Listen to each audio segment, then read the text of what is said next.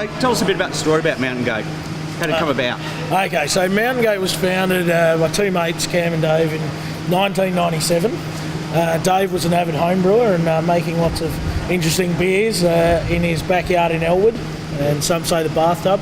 And Cam went overseas and saw what was happening in Vancouver, and saw some of the great craft breweries that were there, and sent a postcard back to Dave saying, when I get home, we've got to start a brewery.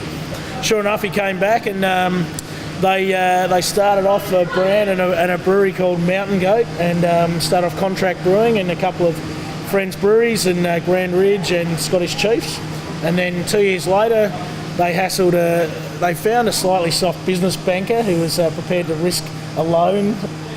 They bought the old the little brew house that was sitting unused at the Geebung Polo Club in Hawthorn, and they moved that into a little warehouse behind us in Crown Street, and used this little electric brew house to make hightail, and then would sell it out of the back of the car and deliver it themselves, and that's how it all started with this beer that you're drinking right now. Is that why they call it hightail? Because it was slightly sort of illegal, or? yeah, hightailing around. I think the hightail comes from the whole goat thing. And actually, on the goat thing, where did that name come from? Mountain Goat. Okay, so Cam, the simple answer is it's a big hairy animal and they don't fall over. And mountain goats, if you look them up, they're pretty cool and they're pretty tough. So that was the whole. Right. So you should be safe there, Van. Yeah. I don't fall off any mountains. Yeah. Yeah. So the hightail, what sort of beer is it? Okay, so a nice English amber ale, malt driven. We use some nice Cascade Tassie hops to give it a floral aroma.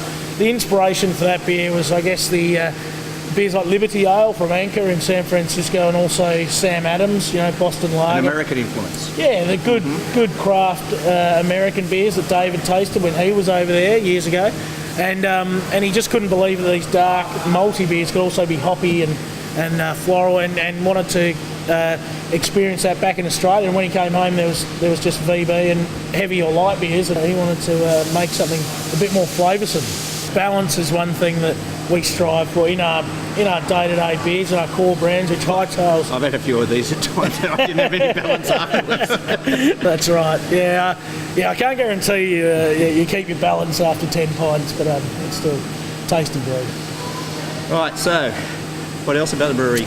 Okay. So the guys are very environmentally aware, as they know breweries use a lot of water and electricity and power and gas, and they try and minimise their impact. They have a big rainwater tank over there that does all the bathroom flushing needs for the whole year, and they also have a ride to work scheme, so if you ride your bike to work you get paid a rebate. They also have solar panels on the roof for power. They recycle everything, use recycled materials where possible, and neutralise the output as well that goes down the drain. Yeah, cool. Yeah. Cool.